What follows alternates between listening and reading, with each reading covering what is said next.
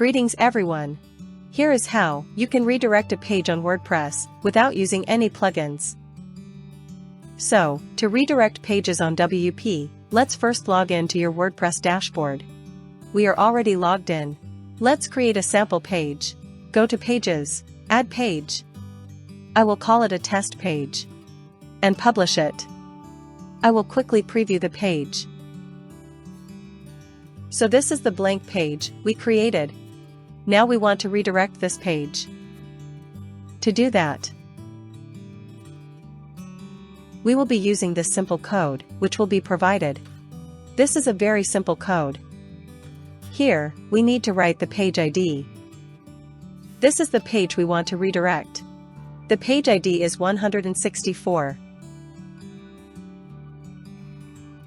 So find your page ID and replace it here. This is done. And this is the URL where you want it to redirect. So add your URL here. For instance, if you want to redirect to google.com, copy this URL and replace it here. And you can also redirect it to your website pages or other pages. Anyway, copy this code. Go to Appearance and the theme file editor. And go to functions.php. Scroll down.